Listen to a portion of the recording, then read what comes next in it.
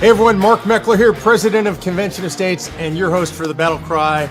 But you already knew that because you're here. I'm really glad you're here because that's why I'm here. It's one of my favorite things we get to do every week is I kind of go through the news, pick out the stuff that jumped out at me, and I share my perspective on it with you. Hopefully that's a little bit different than what you hear in the media every single day. We only do it once a week, so there's a lot of stuff to cover, so let's get right at it. We always start with our BattleCry call to action, the thing that I think you and I can do this week to make a difference. And this week, I want to encourage you to join an organization. Hopefully that's Convention Estates or something else near and dear to your heart. And then get involved. Actually spend the time, take the actions, put in the work that it's going to take to save our country. And it might not be something that saves the country. It might be something that saves your state or your community or your church or your local school. But the bottom line, it's up to you. You know, the framers of our Constitution, the founding fathers who fought the American Revolution, they didn't think that all you were going to do is vote and everything would be okay. They were engaged and involved patriots, and they knew that the country could last, and last it has because of patriots like you that were willing to be involved. So go out there, sign up, do something, get involved. If you go to conventionofstates.com and fill out the petition, you can also click on the Take Action tab, and you can volunteer to actually do something. There's a lot of work to do. Some of it's really small and easy. Some of it's a lot bigger. If you feel like taking on a leadership role, we need you. All the organizations in your community need you. I'm telling you, now is the time to go out and do something. Don't wait until the elections. Lots of people do that. Don't wait. You need to be involved all the time. You need to be in the fight. You know, one of the things that inspires me more than anything else to be in the fight is a particular speech in a particular movie.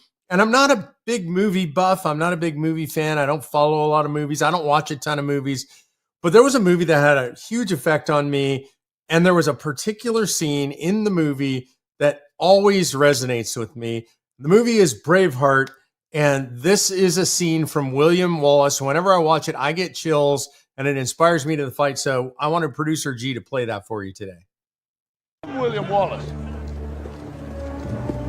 And I see a whole army of my countrymen here in defiance of tyranny. You've come to fight as free men. And free men you are. What will you do with that freedom? Will you fight?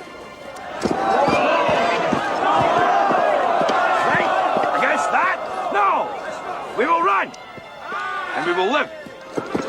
Aye. Fight, and you may die. Run, and you'll live. At least a while. And dying in your beds, many years from now, would you be willing to trade all the days from this day to that for one chance, just one chance, to come back here and tell our enemies that they may take our lives, but they'll never take our freedom! Man, that just always, it actually chokes me up. It kind of blows me away. This idea that, you know, you're going to face a fight, and I've asked you to step into that fight, to do something, to get out there. That might be going to a school board meeting and standing up and speaking in public. You've never done that before. It might be running for office. It might be volunteering for Convention of States. It might be going door to door. It might be conquering fears that you have about getting engaged. Maybe you're worried about getting attacked physically or in the media or an X or whatever. Maybe you're just not a person who likes confrontation. And I'm asking you to go out and get in the fight. And I know that there are some people who go, well, it's scary out there, and they persecute people and they prosecute people, and look what they did to all the J6 people. And by the way, all that stuff's true. I'm not minimizing any of that stuff. They might come after you if you get in the fight. They might persecute you. They might prosecute you. They might try to throw you in jail. And they might try to shame you or abuse you online. All of that stuff might happen. I don't mean to scare you, but I also don't want to be Pollyannish about it. And you could, like some of the men in that video were saying, turn away from that fight and remain unscathed. Unscathed in a physical sense, right? You won't have the altercation. You won't have the fear. You won't have to worry about the attack that might come at you. You can do that. And then I believe, at least for me, I can tell you that I would lay there on my deathbed. And as William Wallace says, I would give all the days from the time I turned away from the fight until my deathbed. I would give all of those days in exchange for the opportunity to face off against our enemies and to say, no, you could take my life. You can take my liberty away from me by putting me in handcuffs and throwing me in jail. You could take my money away from me. You can take success away from you. You could take all that stuff away from me, but I will not let you take away my freedom without a fight. And I don't know what happens when we engage in the fight. I've absolutely been attacked. I get attacked every single day online. I've had to deal with the government coming after me. I know others of you have faced that, some a lot worse than me. I can't guarantee you what happens in the fight. I've told you before so many times, as John Quincy Adams said, we do our duty and we leave the results to God. Well, our duty is to fight for what is right and just in our nation, in our states, in our communities, in our churches, in our schools. That's our duty, is to engage in that fight, to do what William Wallace said, so that you don't end up someday, many years from now, maybe on your deathbed thinking, I wish I would have fought. That you don't end up looking around and maybe the country's fallen apart, maybe country's gone bankrupt, maybe the wokesters have won, maybe the left has won, and there's 50 people on the Supreme Court and we have no freedom anymore. And you won't have to say, I wish I could go back to that day when Mark asked me to fight. I wish I could go back to that day when somebody asked me to run for office. I wish I could go back to that day when I got asked to go out and knock on doors, but I didn't. And now I lived a life of bondage under tyranny. I don't want you to do that. I want you to listen to William Wallace, and I want you to get out there in the fight. You belong in the fight. I have faith in you in that fight. And if you ever need inspiration, just watch William Wallace. I mean, an incredible scene, in my opinion. For me, one of the greatest scenes ever in a movie. It motivates me every time I watch it. I get choked up every time I watch it. I get excited every time I watch it. And I want to be in the fight even more.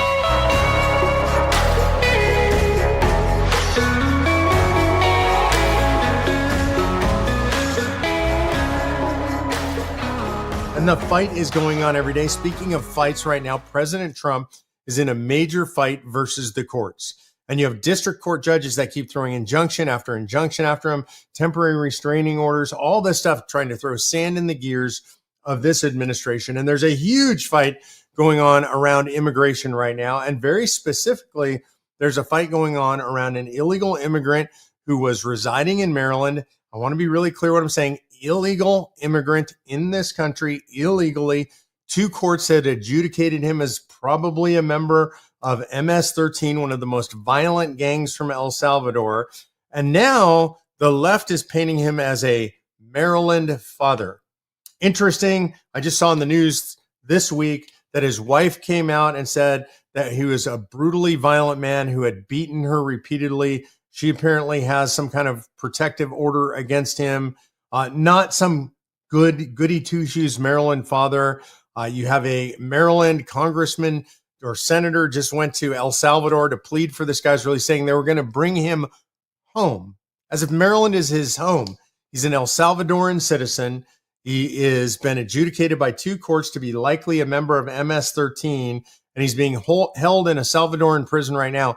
And we have U.S. elected officials going to El Salvador to demand this guy's freedom, to bring this criminal back to the United States of America. I also saw recently this week that he had been stopped for alleged or suspected human trafficking, that Biden's FBI let him go. This is a very bad guy. And the Supreme Court said that the Trump administration had to attempt to facilitate his return. But they also said that the courts below, the district courts, had to keep in mind the president's wide latitude over immigration. So this is the fight that's been set up in the courts. The El Salvadoran president Bukele was in the United States of America in the Oval Office, said he wasn't going to return him. There's going to be a fight over whether the Trump administration has appropriately facilitated this guy's return to the U.S. By the way, even if they return him to the U.S., there's going to be a hearing and he's going to be sent out because the guy has been credibly accused of being a member of MS-13 and the president has wide latitude. This is an issue of whether he was given the proper due process. And you got to ask yourself, how much due process does an illegal immigrant get in the United States of America? And part of that, by the way, is limited by the ability of the U.S. to give that due process. Can the U.S. give that due process, say, to 7 million people who are illegally in the U.S., 10 million people illegally in the U.S.? American support is still high for deporting all illegal aliens, not just violent illegal aliens, not just felonious illegal aliens, but all illegal aliens. 56% of the American public says deport them all. So it's a popular issue. This is a fight going on with the administration and the courts. I don't think it's a constitutional crisis yet. People keep calling it a constitutional crisis. Maybe it becomes that at some point. Right now, I think the Trump administration is right. If they wanted to do this the easy way, fly him back in, have a quick hearing, send him out. I think they're going to fight this all the way, though.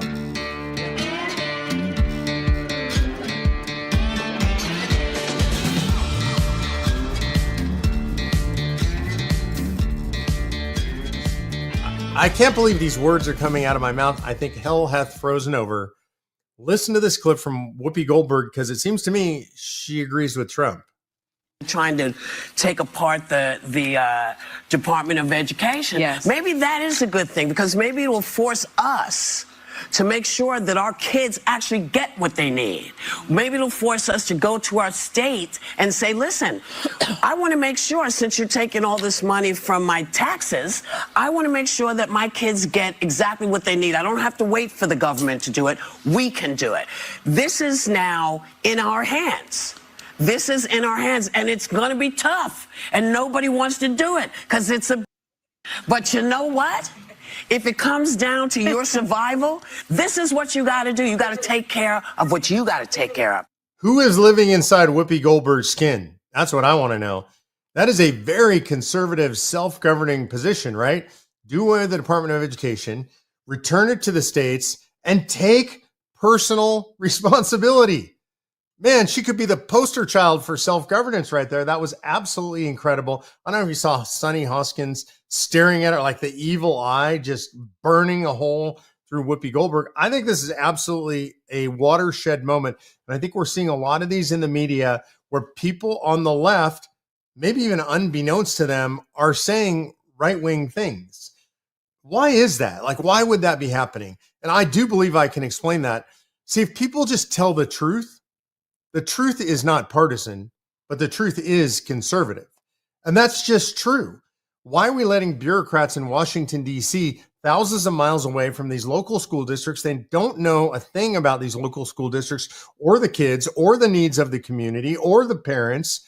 Why are we letting D.C. run that stuff? And she's just saying the common sense thing, like, we need to take responsibility for this stuff. We need to be self-governing. What's more important than our kids? That is pretty much what she's saying. And if we can't do that, even if it's hard, then what's wrong with us? So, man, I'm kind of blown away that I'm saying this, but good on Whoopi Goldberg. I'm really impressed. That was articulately put. I said articulate and Whoopi Goldberg in the same sentence. I'm not sure how that happened, but it happened. And I'm going to give her credit where it's due. And she is due credit on this one. Maybe we'll see a détente meeting between Whoopi Goldberg and President Trump. We saw it between Bill Maher and President Trump. So who knows? Anything's possible.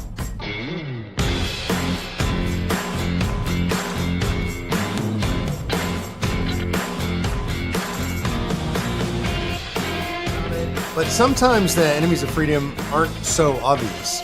And I think, we've all come to understand this over the years, that some of these big tech companies are enemies of freedom. They're antithetical to the things that create a free society. Here's one that might not be quite as obvious to you. This week, Google's ad network was declared an illegal monopoly. So these are under the anti-monopoly laws, and there was a litigation by the DOJ declaring that the way Google controls the market for advertising is an illegal monopoly. You should know, as a matter of context, that their Chrome browser was declared so in the last year as well. So two major strikes against Google, saying that their browser has created a monopoly and their ad network has created a monopoly. And I think both of these things are true. They've squeezed competition out of the market. They've hurt advertisers. They've hurt consumers. They've hurt anybody who wants to use other browsers. It is, I think, a monopoly under the definition of a monopoly. They've captured the vast majority of the market. And they do it, by the way, by using their vast purchasing power. When there's a competitor, they purchase the competitor and roll it in. So now you have two courts that have ruled against Google on these things. One of the powers that they have is to fine, obviously, but the second is to break them up and to make them sell these pieces off. So we'll see what the courts do. There's going to be an appeal. They have an infinite amount of money. Google, I believe, has over $1 trillion valuation. They have an infinite amount of money to spend on lawyers to appeal this stuff.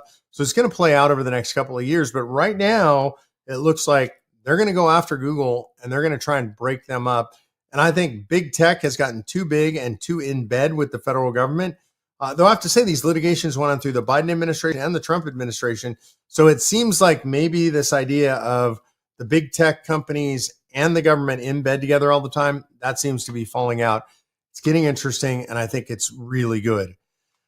Now, so I think that's sanity, right? Sort of come into the marketplace. There's more victory for sanity. We don't get this every week. I think this is incredible. In litigation again, this one in the United Kingdom, in Great Britain, there was a litigation that made it all the way to the United Kingdom Supreme Court, and they ruled that a woman is a biological woman. Can you imagine that? I mean, first of all, can you imagine that had to go all the way up through the court system? I think we're going to probably have to do that here in the United States of America as well. But the UK led, and now the UK is way more woke than the United States. So this is kind of an amazing thing. But part of what's happening is the transgender thing is falling apart. It's imploding in the UK and in Europe generally, but UK is leading the way. They've shut down all their gender affirming care, their child mutilation clinics. Those have been shut down. Not allowed to do that stuff to kids anymore in the UK. And now their Supreme Court has said that a woman is a biological woman. And I got to give some credit to J.K. Rowling, who I probably don't agree on most politics with, but that's an actual real woman, God bless her, who has been in the fight against this transgender madness for real women. And she has the kind of money that she can tell people to pound sand when they criticize her. And she does that really well online. If you don't follow her on X, it's been pretty amusing. You should follow her. And she is celebrating this victory. And I think it is a victory for actual women. I would call them biological women, but everybody knows what a woman is. It's not a dude in women's clothes pretending to be a woman. Even if he takes hormones and cuts off his bits, it's still not a woman. So the Supreme Court in the UK has said a woman is a biological woman. So that's it legally in the UK. That is awesome.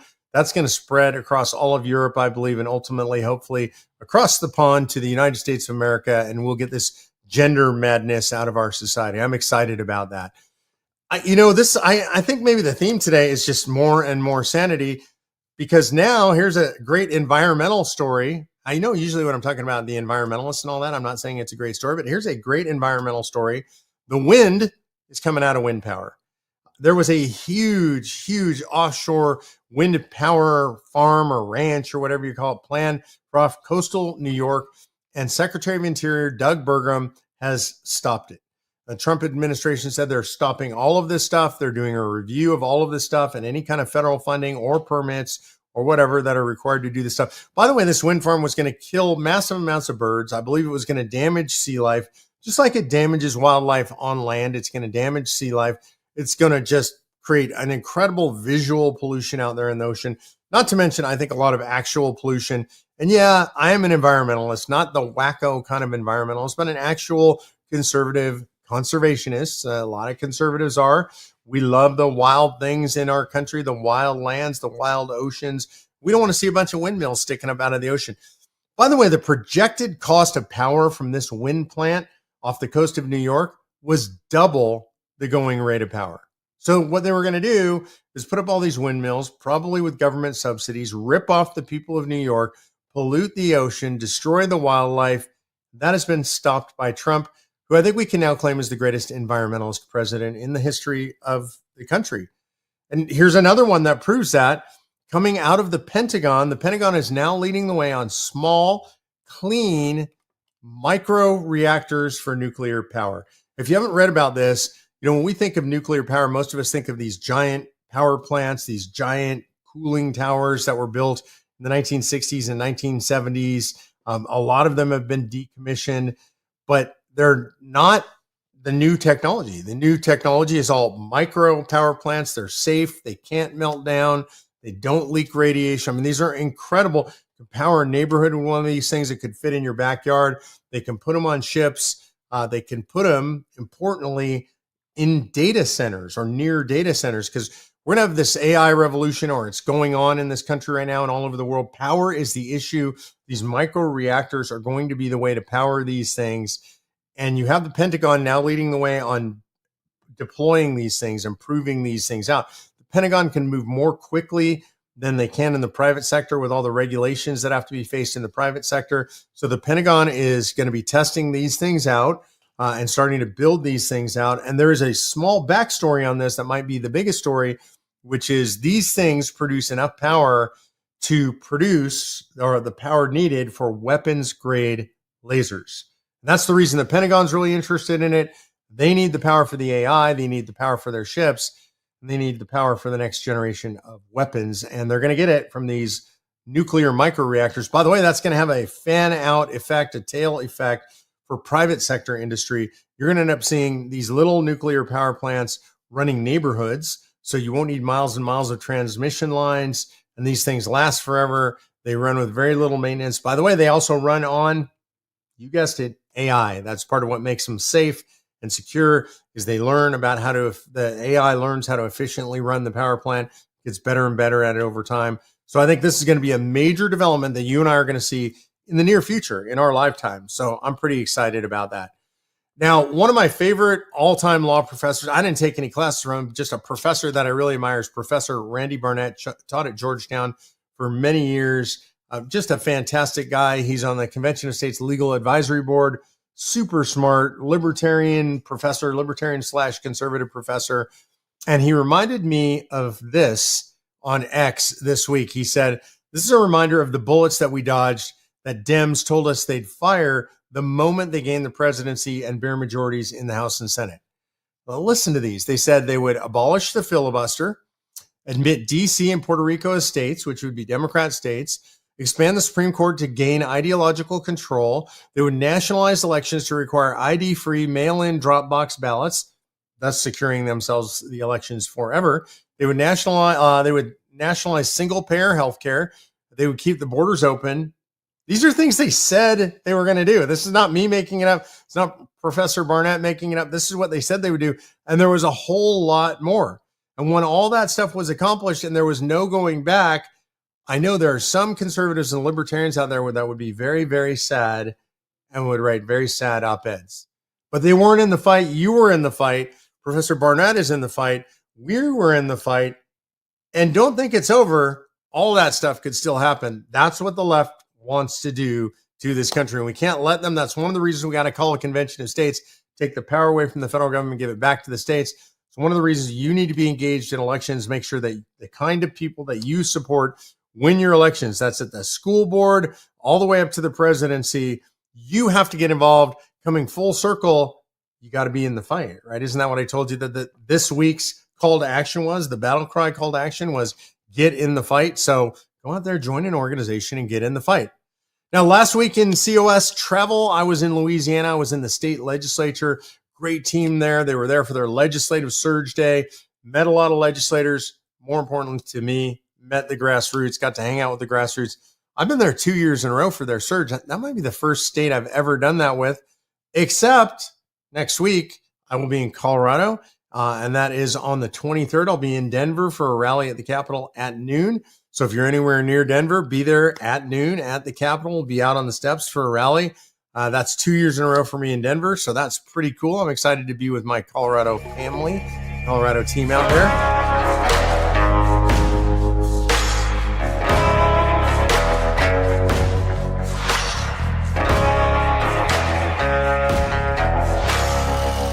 Oh, I almost forgot to tell you about this. Something super exciting going on the following week.